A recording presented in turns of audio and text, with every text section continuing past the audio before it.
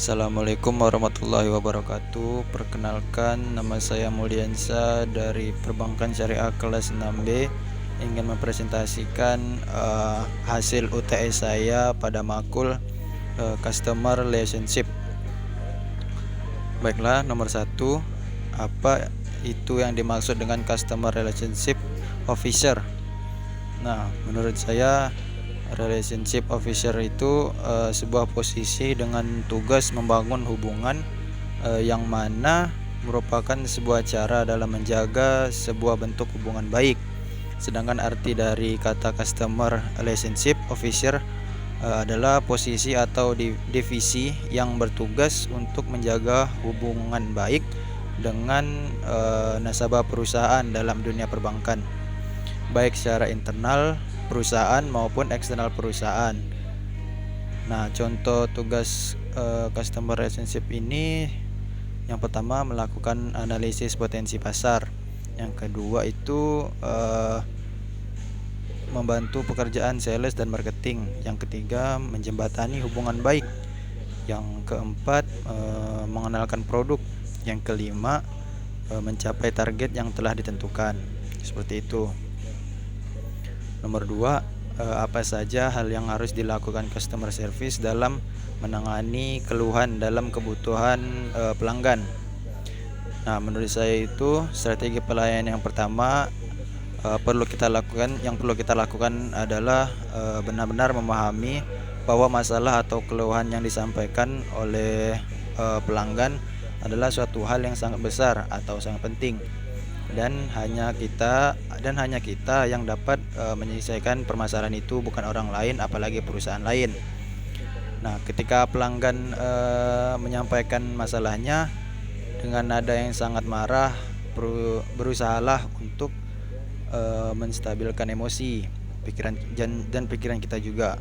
Dengan begitu kita akan memiliki pikiran yang jernih juga dalam mengidentifikasi solusi apa yang tepat untuk permasalahan yang pelanggan kita miliki. Lalu sampaikan permintaan maaf kepada mereka dan respon keluhannya dengan kalimat yang tepat, bahwa kita benar-benar memahami permasalahan mereka dan agar segera kita selesaikan masalahnya, seperti itu. Lalu nomor 3, jelaskan atau ceritakan bagaimana cara menangani pelanggan yang tidak senang dengan produk atau pelayanan yang Anda berikan. Nah, menurut saya itu berilah solusi yang terbaik. Nah, menangani keluhan pelanggan belum selesai sampai kita benar-benar menerapkan solusi yang telah kita tawarkan. Nah, penerapan solusi harus menjadi pengalaman yang efisien bagi pelanggan. Misalnya itu pelanggan kita menyampaikan keluhan karena servis jaringan website. Nah, kamu mendadak down, pastikan pelanggan tahu bahwa kita ini memahami betapa mendesaknya masalah tersebut, dan kita juga akan segera memperbaikinya dalam beberapa jam. Ingatlah bahwa jika sistem IT perusahaan down, bukan hanya pelanggan yang merasakan dampaknya, tetapi kita juga.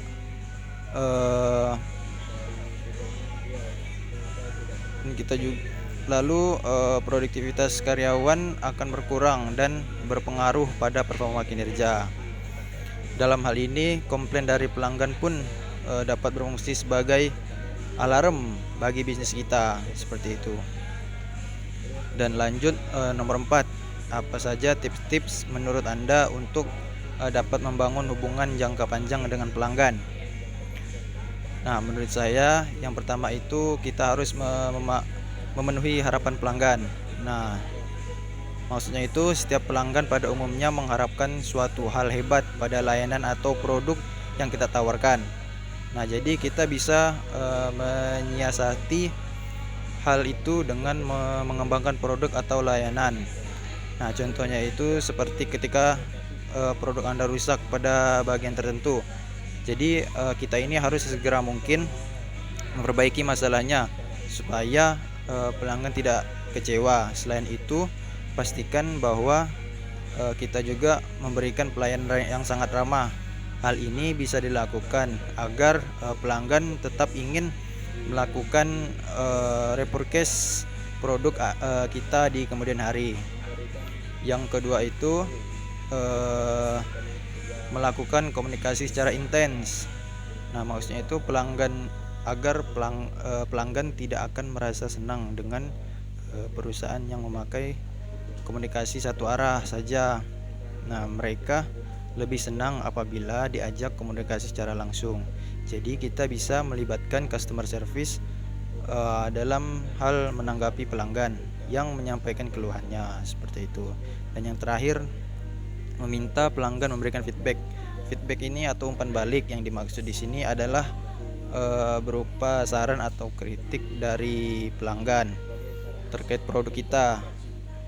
Nah, kita dapat meminta feedback atau umpan balik dari pelanggan melalui dua cara, yaitu dengan cara ulasan online dan survei. Seperti itu. Mungkin itu saja penjelasan atau yang dapat saya sampaikan dari jawaban UTS saya. Sekian, terima kasih. Wassalamualaikum warahmatullahi wabarakatuh.